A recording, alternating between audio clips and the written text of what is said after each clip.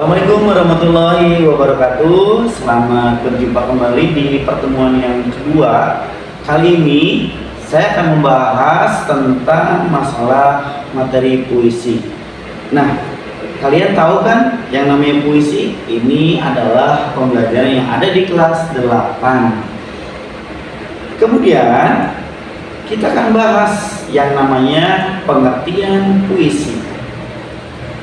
Apa itu puisi? Puisi ini adalah bentuk pengucapan bahasa yang memperhitungkan adanya aspek bunyi-bunyi di dalamnya, yang mengungkapkan pengalaman imajinatif, emosional, dan intelektual yang diungkapkan dengan teknik pilihan tertentu. Sementara puisi ini berasal dari mana? Dari bahasa Yunani, poesis, yang artinya penciptaan. Nah, sekarang apa sih unsur-unsur pembangun puisi itu? Di antaranya ada unsur fisik dan ada unsur batin. Apa itu unsur fisiknya? Yaitu diksi, citraan, kata konkret, bahasa figuratif atau majas, verifikasi, tipograf. Kemudian apa itu yang struktur batinnya? Ada tema, ada nada, ada perasaan, dan ada amanat. Kita lanjutkan ke yang berikutnya. Nah, sekarang apa sih unsur fisik puisi itu? Ada diksi, ada kata konkret, verifikasi, citraan, bahasa figuratif, dan tipografi. Nah, sekarang kita akan bahas pengertian unsur fisik. Unsur fisik itu apa? Unsur bentuk atau struktur fisik dapat diuraikan dalam metode puisi, yakni unsur estetik yang membangun struktur luar dari sebuah puisi itu. Kemudian, unsur-unsur itu dapat ditelaah satu persatu, tetapi unsur-unsur ini merupakan kesatuan yang utuh. Apa sih itu diksi?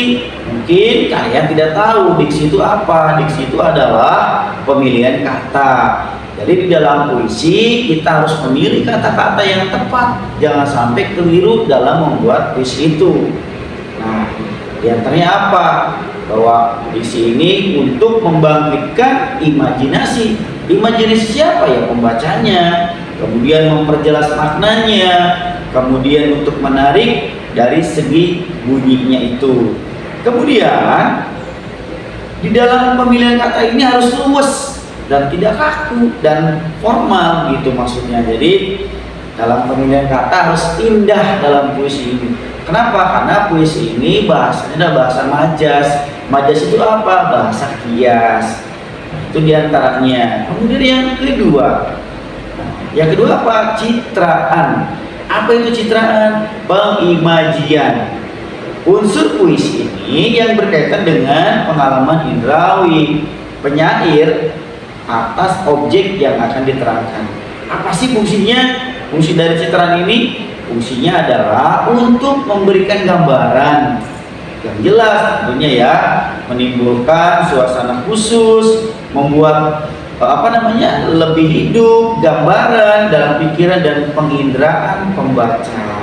Nah, itu jadi yang namanya pencitraan atau imajinian itu membangun sebuah citraan yang menggugah perasaan seseorang penyair, sehingga ketika orang membaca puisi atau membuat puisi, ketika dia berimajinasinya tinggi akan menimbulkan kesan yang berbeda.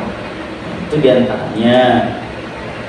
Kemudian citraan itu ada bagiannya loh. Yang pertama ada citraan penglihatan, kemudian ada citraan pendengaran, ada citraan gerak. Nah, itu diantaranya. Kalau misalkan citraan penglihatan kita sudah tahu ya, berarti yang berhubungan dengan indera penglihatan.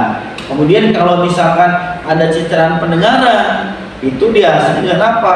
Dari hasil sumber bunyi yang kita dengar. Itu diantaranya. Selanjutnya ada lagi nih. Nah, apa sih unsur-unsur batin puisi tadi?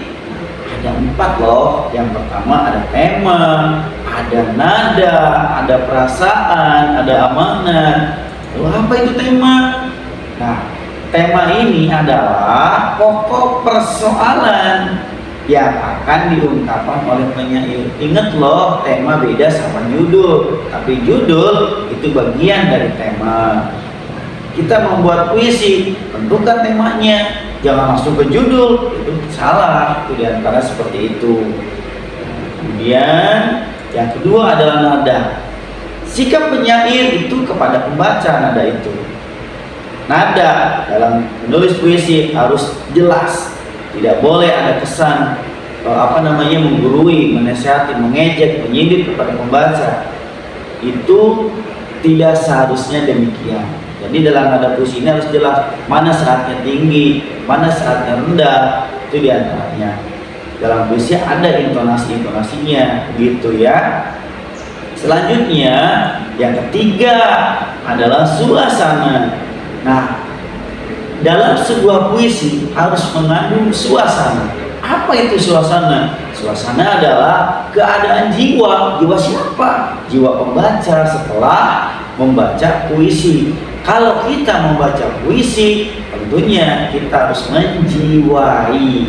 Kenapa? Karena kalau tidak menjiwai, ketika kita membaca puisi, maka tidak akan dapat nilai plusnya, tidak akan kena, sehingga dianggapnya wah ini buat puisinya biasa saja begitu. Nah, intinya dari membaca puisi harus membawa pembaca itu ke alam bawah sadarnya, kemudian psikologisnya kena, sehingga tidak sedikit kalau orang yang menjiwai ketika membaca puisi ada yang sedang menangis, ada yang marah, seperti itu. Kita kalau membaca puisi kalau marah, tunjukin rasa kemarahan itu. Kita kalau sedang membaca puisi sedang sedih, tunjukin rasa sedihnya, begitu. Kemudian yang berikutnya adalah amanat. Nah, tahu nggak itu apa amanat? Amanat itu adalah hal-hal yang mendorong penyair untuk menciptakan puisi. Biasanya amanat ini tersirat. Di mana sih tersiratnya? Ada di balik kata-kata yang disusun dan di balik tema yang diungkapkan. Di dalam puisi ini tentunya si penyair ingin menyampaikan pesan, baik pesan moral atau pesan yang lainnya, begitu. Jadi di dalam puisi itu kita sebagai pembaca harus mencari apa ini amanatnya, begitu maksudnya. Nah, jadi pembelajaran kita kali ini ya bisa kita simpulkan bahwa unsur-unsur puisi ini ada dua, ada unsur fisik dan unsur batin ya. Nah, kalau unsur fisik ada diksi, kemudian ada citraan, kemudian ada yang namanya unsur batinnya juga. Nah, kalau unsur batin beda lagi, ada 4. Di antaranya apa? Ada tema, ada nada, ada perasaan, ada amanat. Nah, itu yang bisa kita pelajari pada pertemuan yang kedua ini. Kemarin kita sudah membahas tentang teks berita. Demikian yang bisa saya sampaikan. Assalamualaikum warahmatullahi wabarakatuh. Tetap semangat.